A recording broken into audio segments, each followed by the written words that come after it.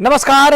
खबर पर नजर के इस विशेष अंक में आप सभी का स्वागत है। मैं हूं निखिल सिंह और खबर पर नजर में हम उन तमाम खबरों की बात करते हैं जिन्होंने दिन भर बटोरी है सुर्खियां और हमारे रिपोर्टर्स ने, हमारे संवाददाताओं ने जिनको फॉलो किया है। आज बात करेंगे बिहार में जहरीली शराब की, क्यों आखिर हंगामा है बरपा, और उसके साथ ही साथ बात करेंगे G20 समिट की, किस तरह से उसके आयोजन आगे बढ़ रहे हैं। इसके साथ ही साथ हम और भी बातें करेंगे, आपको बताएंगे कि चटगांव टेस्ट मैच किस रुख पर पहुंचा है, आखिर कहां खड़ा हुआ है चटगांव टेस्ट मैच, और वहां से आगे का सूरत हाल जानेंगे अपने संवाददाता के साथ। सबसे पहले बात करेंगे बिहार में हुज ट्रेजेडी की। बिहार में जहरीली शराब पीने से मरने वालों की संख्या 39 हो गई है। जहरीली देसी शराब से हो रही मौतों को लेकर बिहार सरकार सवालों के घेरे में है। विधानसभा में भी विपक्ष नीतीश कुमार सरकार पर इस मुद्दे को लेकर हमलावर है। बिहार में शराबबंदी लागू है, लेकिन आए दिन जहरीली देसी शराब पीने से हो रही मौतों को लेकर सरकार सवालों के घेरे में है। बिहार विधानसभा के शीतकालीन सत्र में भी बीजेपी लगातार नीतीश कुमार को घेर रही है और इस पर जवाब मांग रही है। बीजेपी नीतीश कुमार से इस्तीफा भी मांग रही है। इस बीच गुरुवार को सीएम नीतीश कुमार ने बड़ा बयान दिया। नीतीश कुमार ने कहा कि जहरीली शराब से देश भर में लोग मरते हैं, बिहार में शराबबंदी सफल है। गुरुवार को बिहार विधानसभा में नीतीश कुमार ने जो कहा कि जो नकली शराब पिएगा वो तो मरेगा ही। तो इस संवेदनहीन बयान को लेकर बीजेपी हमलावर है। नीतीश कुमार के इस बयान पर भारतीय जनता पार्टी के विधायकों ने बिहार विधानसभा के बाहर प्रदर्शन भी किया। और इस बिहार की जहरीली शराब कांड की गूंज दिल्ली तक पहुंची और यहां मौतों को लेकर राज्यसभा में भी जमकर हंगामा हुआ। हंगामे के चलते राज्यसभा को 15-15 मिनट के लिए 2 बार स्थगित करना पड़ा। बीजेपी के विप्लव देव ने मामला राज्यसभा में उठाया और मामले पर राज्यसभा में चर्चा की मांग की। हालांकि विपक्ष भी सदन स्थगन के प्रस्ताव पर चर्चा की मांग कर रहा था, जिससे सदन में हंगामे का माहौल हो गया। 2 छोटे छोटे व्यवधान के बाद राज्यसभा की कार्यवाही फिर से शुरू हो गई। राज्यसभा की कार्यवाही पहले 11:33 तक के लिए स्थगित की गई और फिर उसके बाद 11:50 तक के लिए संसद को स्थगित करना पड़ा। और उसके बाद 11:50 तक संसद को स्थगित कर दिया गया था। तो छोटे छोटे व्यवधानों के बीच में राज्यसभा चली और बिहार में हुई इस घटना पर मुख्यमंत्री नीतीश कुमार का कहना है कि जो शराब पिएगा वो मरेगा ही। आइए सुनते हैं कि क्या कुछ कहा नीतीश कुमार ने। देखिए, ज्यादातर लोगों ने इसके पक्ष में सहमति दी है, लेकिन कुछ आदमी को क्या कीजिएगा, कुछ तो ऐसी गलती करता ही है। तब उसके बाद पिछली बार भी याद है ना, जहरीली शराब से मर गया तो कोई कहा कि इनको मिलना चाहिए कंपल्सन के बाद। जो शराब पिएगा वो तो मरेगा ही, ये तो उदाहरण ही सामने है। तो इस बयान को लेकर के तमाम हमले बीजेपी और दूसरे विपक्षी दल इस वक्त नीतीश कुमार पर कर रहे हैं और बिहार में जहरीली शराब कांड मामले को लेकर भाजपा का हमला लगातार जारी है। भाजपा नेता रविशंकर प्रसाद ने कहा है कि नीतीश कुमार की सरकार बिहार में शराबबंदी को रोकने में विफल रही है। नीतीश बाबू, ये आपके सुशासन में हो क्या रहा है? आपने शराबबंदी लगाई तो इसको इन्फोर्स करने में असफलता क्यों रही है बार बार? और आपसे सवाल पूछते हैं तो आप अपने विधानसभा में कैसे शब्दों का प्रयोग करते हैं? आप देश के एक वरिष्ठ मुख्यमंत्री हैं, 17 साल आपके हो गए, केंद्र में मंत्री रहे हुए हैं आप, ये भाषा आपको देती है शोभा क्या? मुझे लगता है कि नीतीश कुमार जिस रास्ते पर चले हैं उस रास्ते में उनको अपनी कमजोरी दिखाई पड़ रही है। और इस पूरी खबर पर बातचीत करने के लिए हमारे साथ हमारे संवाददाता कुमार आलोक इस वक्त हमारे साथ बने हुए हैं। कुमार, बहुत जिसको कहना चाहिए कि मुद्दा गर्मा गया है और गर्माया शायद नीतीश कुमार के संवेदनहीन बयानों की वजह से भी है। किस तरह से देखते हैं इस पूरे मामले को और क्या कुछ राजनीतिक घटनाक्रम आगे बढ़ रहा है इसको लेकर? देखिए, शराबबंदी के मामले पर नीतीश कुमार बिल्कुल बैकफुट पर हैं और पिछले 6 साल पहले जब उन्होंने शराबबंदी की घोषणा की थी तो लोगों ने इसका स्वागत किया था। भारतीय जनता पार्टी से लेकर जितने भी दल थे विधानसभा में, उनके इस निर्णय का स्वागत किया गया कि बहुत अच्छा निर्णय है, समाज को गति देने वाला है, समाज को एक नई ऊंचाई देगा। और कुछ दिनों तक लगा कि 1 महीने तक, 2 महीने तक प्रशासन और जो उनकी नीतियाँ थी उसको बंदिश लगाने की, तो उसमें कुछ सफल होते दिखे। लेकिन उसके बाद से जो लगातार जो जहरीली शराब पीने की बात है, नीतीश कुमार कहते हैं कि दूसरे प्रदेशों में भी लोग जहरीली शराब से उनकी मौत होती है मौत, इसमें कोई दो राय नहीं है। लेकिन जिस तरीके से आपके यहाँ शराबबंदी का जो माहौल उड़ा है, एक मजाक बनकर रह गया है कि मैं बिहार का रहने वाला हूँ और मैं बिहार में देखता हूँ कि किस तरीके से वहाँ पर ऑन डिमांड सप्लाई है कि अगर आप एक कॉल करेंगे तो आपके घर पहुँच जाएगा, शराब की डिलीवरी आपके घर पहुँच जाएगी। पूरा पुलिस महकमा प्रशासन अपना काम धाम छोड़ करके, जो कानून व्यवस्था की बात है उसको छोड़ करके वो मुंह सूंघने में लगा है। यानी कि पूरे मशीन तो उनके पास नहीं है जो आपको बता सके कि आप अल्कोहलिक हैं कि नहीं है। तो उनके मशीन न रहने के कारण वो चौक चौराहों पर, रोड्स पे, हर जगह वो मुंह सूंघने में लगे रहते हैं कि भाई शराब पिया है कि नहीं।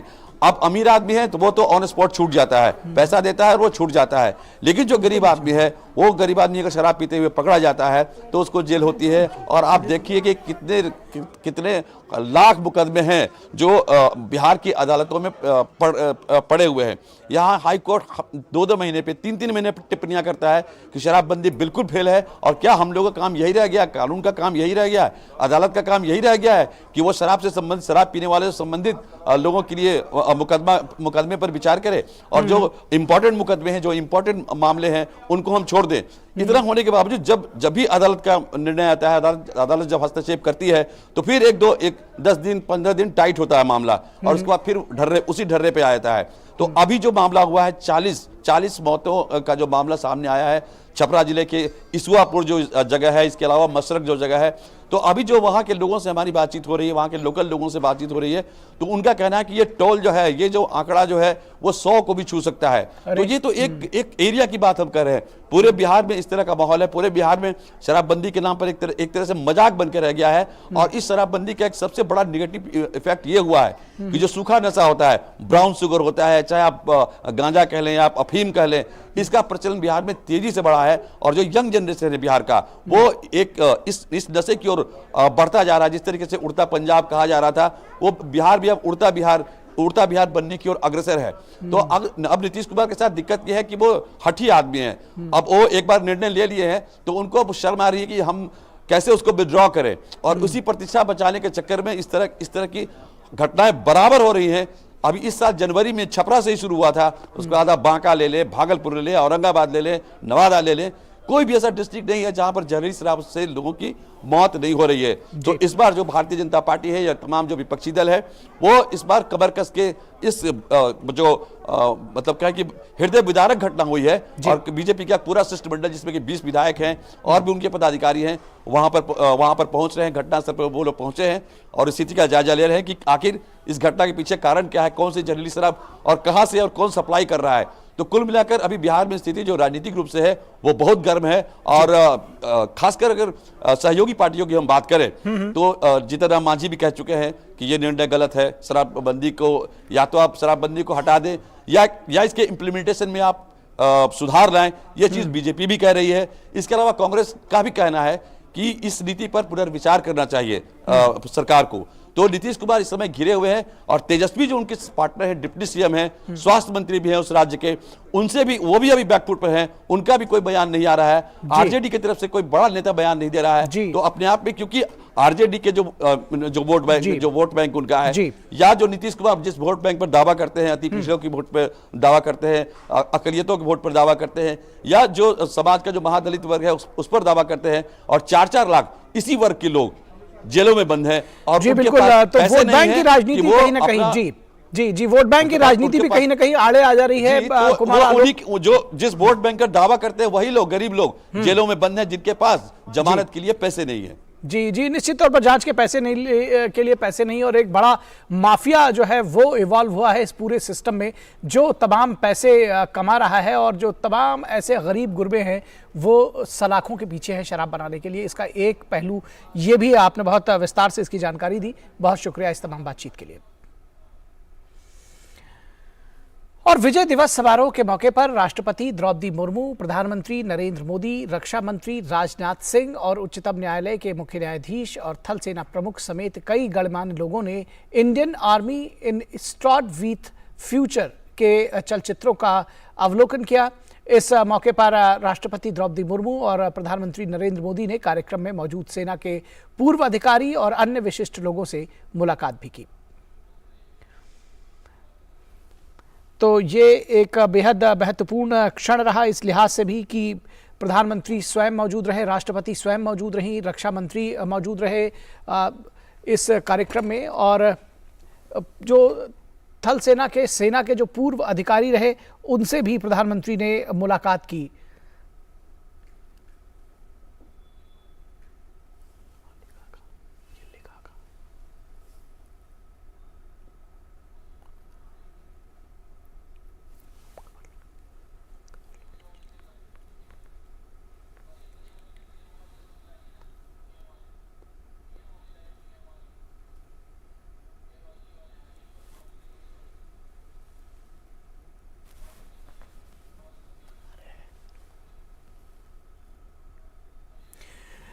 तो इस मौके पर राष्ट्रपति द्रौपदी मुर्मू, प्रधानमंत्री नरेंद्र मोदी, रक्षा मंत्री राजनाथ सिंह और उच्चतम न्यायालय के मुख्य न्यायाधीश समेत थल सेना प्रमुख और तमाम गणमान्य लोग मौजूद रहे।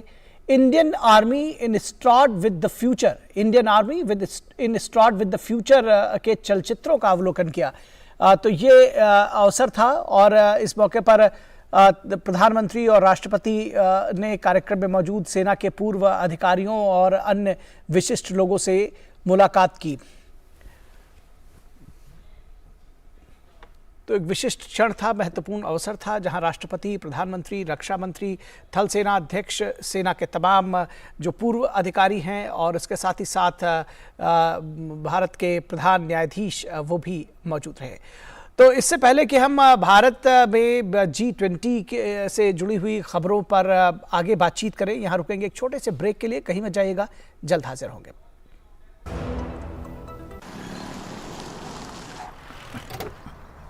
Thank you sir. जिंदगी टॉप गियर में चलेगी जब परिवार के कल की सुरक्षा होगी नॉन स्टॉप। इसलिए मेरी मानो, आज ही जुड़िए प्रधानमंत्री जीवन ज्योति बीमा योजना और प्रधानमंत्री सुरक्षा बीमा योजना से, जो देती हैं 2-2 लाख रुपए का बीमा। दिखाइए समझदारी, निभाइए जिम्मेदारी। आज ही अपनी नजदीकी बैंक शाखा या डाकघर जाकर इन योजनाओं से जुड़ें। ब्रेक के बाद एक बार फिर आप सभी का स्वागत है। और भारत की अध्यक्षता में G20 के वित्त और केंद्रीय बैंक के उप प्रमुखों की बैठक के बाद आज प्रतिनिधियों ने बेंगलुरु पैलेस का दौरा किया। प्रतिनिधियों ने मैसूर की कॉफी का लुत्फ उठाया। इससे पहले 13 और 14 दिसंबर को G20 की फाइनेंस ट्रैक की बैठक हुई। बैठक में भारत को G20 में 2023 के लिए फाइनेंस ट्रैक एजेंडा की प्रस्तावित प्राथमिकताओं पर व्यापक समर्थन मिला। इस बैठक का एजेंडा प्रधानमंत्री नरेंद्र मोदी द्वारा दिए गए दृष्टिकोण और भारत की G20 अध्यक्षता के विषय को ध्यान में रखते हुए तैयार किया गया था। और इस पूरी खबर पर बातचीत करने के लिए हमारे साथ हमारे सहयोगी, हमारे संवाददाता अजय मिश्रा इस वक्त बेंगलुरु से हमारे साथ जुड़ रहे हैं। किस तरह से जो इसका एजेंडा था, जो उप प्रमुखों की बैठक का और जो बैंक, केंद्रीय बैंक और वित्त के जो उप प्रमुख थे, किस तरह से इसको देखते हैं? ये जो एजेंडा रहा उसमें और क्या कुछ बातचीत हुई इन 2 दिनों में, क्या कुछ निकल कर आया? निखिल जी, आज जो खबर पे नजर थी उसमें आप थोड़ा सा चूक गए। मुझे लगता है कि जो आज का बड़ा फोकस था वो था स्टार्टअप जो इकोसिस्टम है उससे परिचित कराना। और जो आज का तीसरा दिन था वो इंडियन इंस्टीट्यूट ऑफ साइंस का दौरा था। और इस पूरे डेलीगेशन को 2 हिस्सों में बांटा गया था। पहली जो खबर आपने बताई कि जो सिटी टूर पे थे उन्होंने वहाँ की जो स्थानीय कॉफ़ी है उसका लुत्फ उठाया और वो दरबार हॉल गए। मैसूर का जो पुराना दरबार हॉल था और जो विधानसभा, इन सब के उन लोगों ने दर्शन किए और जो यहाँ की सांस्कृतिक विरासत है उसको समझा। लेकिन उससे बड़ा जो आज का कार्यक्रम था वो था इंडियन इंस्टीट्यूट ऑफ साइंस में जो इनक्यूबेटेड हमारे स्टार्टअप्स हैं उनका शोकेस करना। आप समझिए कि स्टार्टअप की दुनिया इतनी बड़ी है कि हमने 160 स्टार्टअप से शुरुआत की थी स्टार्टअप इंडिया की, और आज 84,000 से ज़्यादा स्टार्टअप्स काम कर रहे हैं। और बेंगलुरु में तो कहा जाता है कि हर दूसरा व्यक्ति जो है वो स्टार्टअप के बारे में सोचता रहता है। बहुत ही यहाँ पर ज़बरदस्त इकोसिस्टम है। तो नैनो टेक्नोलॉजी की बात करें, सेमीकंडक्टर सेक्टर की बात करें, रोबोटिक्स, स्पेस एंड जियोस्पेटियल टेक्नोलॉजी, इन सब से जुड़े हुए जो स्टार्टअप्स थे उन्होंने अपने प्रोडक्ट्स और सर्विसेज शोकेस किए और पूरे के पूरे जो G20 डेलीगेशन ने जब उनके प्रेजेंटेशन को देखा बहुत ही प्रभावित नजर आए। मेरी कुछ लोगों से बात भी हुई, मिसाल के तौर पर मैक्सिको के एक हेड ऑफ डेलीगेशन थे, उन्होंने कहा कि बहुत सारे रिमोट एरियाज़ में चीज़ों को पहुंचाने के लिए जो रोबोटिक्स का इस्तेमाल भारत कर रहा है वो हम उससे सीख सकते हैं और मैक्सिको में बहुत बड़ा बाजार है, क्योंकि बहुत सारे हिस्से मैक्सिको के ऐसे हैं जो कि जहाँ पे अनरीचेबल जो चीज़ें आसानी से वहाँ पे नहीं पहुँच सकती हैं।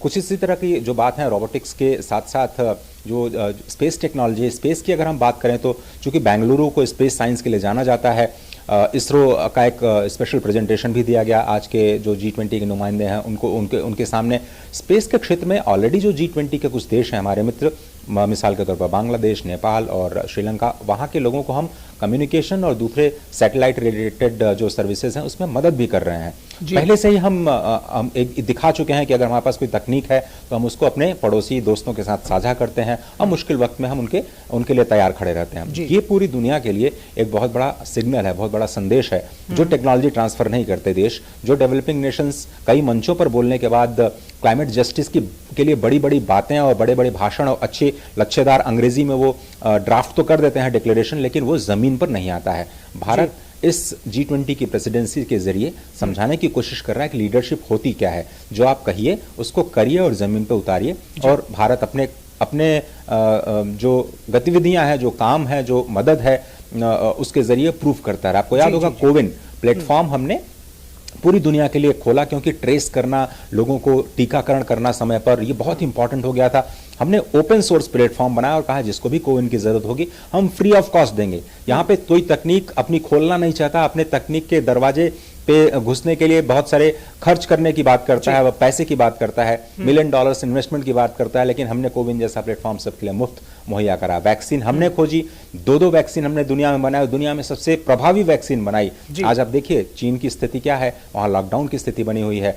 IMF के हेड खुद हमसे कह चुकी हैं कि जो चीन की व्यवस्था है उसको लेकर के हमें समझ में नहीं आ रहा है कि कितनी ज्यादा गिरावट वहां पर आ सकती है। और हमने एक बहुत बड़ा माइलस्टोन सेट किया है शेयरिंग के लिए, तो पूरा one world, one family, one future बोलते हैं, तो हम करके दिखाते हैं। और आज मुझे लगता है बहुत ज्यादा प्रभावित हुए होंगे पूरे डेलीगेशन। निश्चित तौर पर खबर पर इसको आपने पूरे दिन भर ट्रैक किया है, खबर पर नजर आपने बनाए रखी है, लेकिन हमारे पास समय बस इतना ही है। आपके पास और भी ज्यादा जानकारियां हैं। फिलहाल बहुत शुक्रिया इस तमाम खबर के लिए। और बाहुबली माफिया मुख्तार अंसारी की मुसीबतें बढ़ती जा रही हैं। गैंगस्टर के मामले में मुख्तार अंसारी और उसके सहयोगी भीम सिंह को MP MLA कोर्ट ने 10-10 वर्ष की सजा सुनाई है। अदालत ने 5-5 लाख रुपए का अर्थदंड भी लगाया है। MP MLA कोर्ट के जज दुर्गेश ने 1996 में दर्ज गैंगस्टर के मुकदमे में मुख्तार अंसारी को दोषी माना है।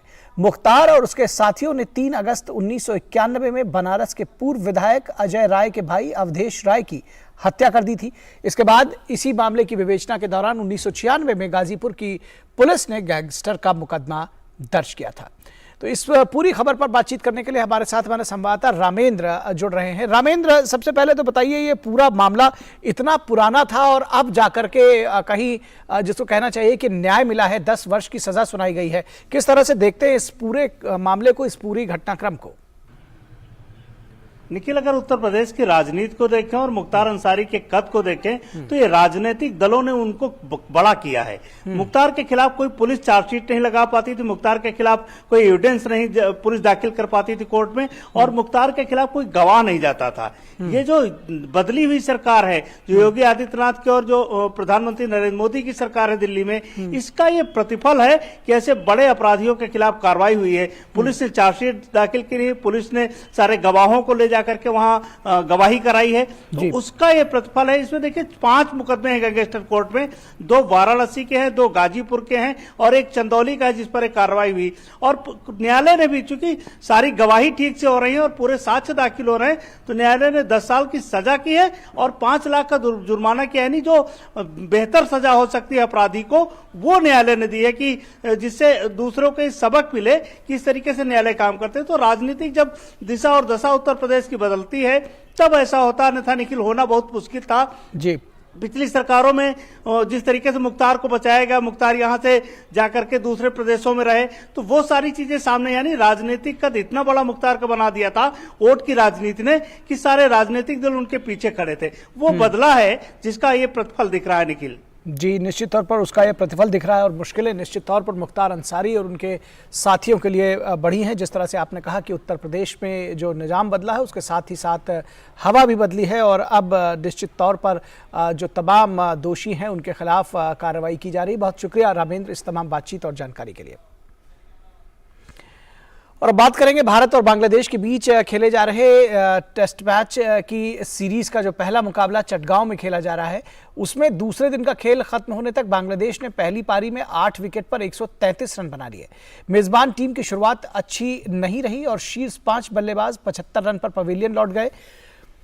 लिट्टन दास 24 और जाकिर हुसैन ने 20 रन का योगदान दिया। मुशफिकुर रहीम 28 रन बनाकर पवेलियन लौटे। भारत की तरफ से कुलदीप यादव ने 4 और मोहम्मद सिराज ने 3 विकेट लिए। इससे पहले भारत की पहली पारी 404 रन पर समाप्त हुई। भारत की ओर से चेतेश्वर पुजारा ने 90 और श्रेयस अय्यर ने 86 रन की पारी खेली। दूसरे दिन भारत ने अपने पहले दिन के स्कोर 6 विकेट पर 278 रन से आगे खेलना शुरू किया। शानदार बल्लेबाजी कर रहे श्रेयस अय्यर शतक से चूक गए और 86 रन बनाकर आउट हो गए। हालांकि इसके बाद आए कुलदीप यादव के साथ मिलकर आर अश्विन ने भारतीय पारी को आगे बढ़ाया। इस बीच अश्विन ने अपना अर्धशतक पूरा किया। अश्विन 58 रन बनाकर आउट हुए, वहीं कुलदीप यादव ने 40 रन की पारी खेली। और चटगांव टेस्ट मैच पर और ज्यादा बातचीत करने के लिए हमारे साथ हमारे संवाददाता गौरव जुड़े हुए हैं। गौरव, किस तरह से देख रहे हैं इस टेस्ट मैच को? अब ऐसी उम्मीद की जा रही है कि फॉलो ऑन की तरफ बढ़ेगा बांग्लादेश, क्या कह रहे हैं आप?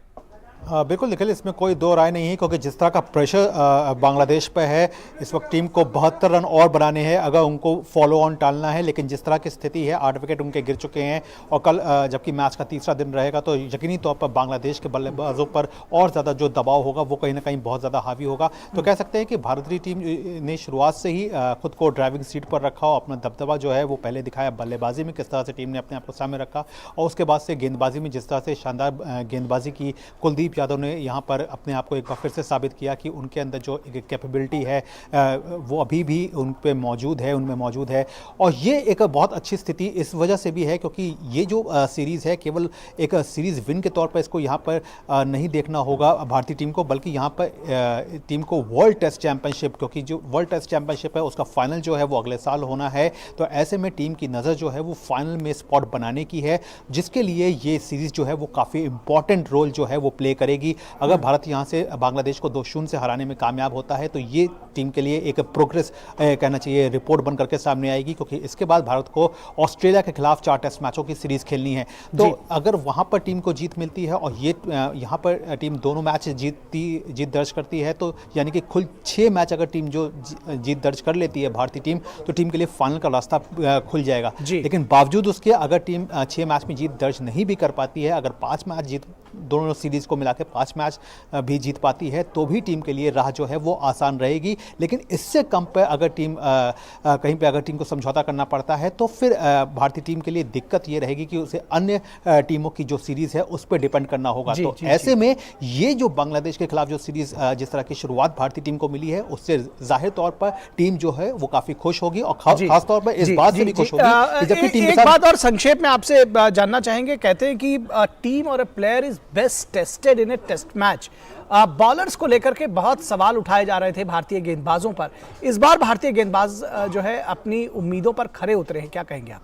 बिल्कुल निखिल, मैं उसी बात पे आया था कि खास तौर से जिस तरह से जसप्रीत बुमराह इस टीम में नहीं है, मोहम्मद शमी जो है वो इस टीम में नहीं है, बावजूद उसके जिस तरह से टीम ने बांग्लादेश पर दबाव बनाया और उनकी कहना चाहिए कि बल्लेबाजों की जिस तरह से कमर तोड़ी है वो बहुत अपने आप में शानदार दिखाता है कि भारतीय टीम की जो एक बेंच स्ट्रेंथ है टेस्ट मैच में वो बहुत मजबूती के साथ सामने आई है। तो शायद ये बात टीम के लिए एक प्रॉफिट के तौर पर सामने होगी। और ख़ासतौर से मोहम्मद सिराज ने जिस तरह से शुरुआत की और टीम बांग्लादेश पर दबाव बनाने का काम शुरू किया और उसके बाद कुलदीप यादव ने उस कड़ी को आगे बढ़ाया, तो ये कहीं ना कहीं भारतीय टीम प्रबंधन के लिए भी अच्छी खबर है और कहीं ना कहीं टीम मैनेजमेंट जो है वो उसके पास अभी कम से कम बेंच में प्लेयर्स को टटोलने के लिए काफ़ी सारे प्लेयर्स हैं और वो शायद किसी भी टीम के लिए एक मेंटली भी मजबूती होती है और फील्ड पे तो उसकी मजबूती और गेंदबाजों को भी दिखाई देती है। उत्साहित करने वाला ये वक्त है। बहुत शुक्रिया गौरव इस तमाम बातचीत और जानकारी के लिए। तो खबर पर नजर के इस अंक में बस इतना ही। हमारी पूरी टीम को दीजिए इजाजत। नमस्कार।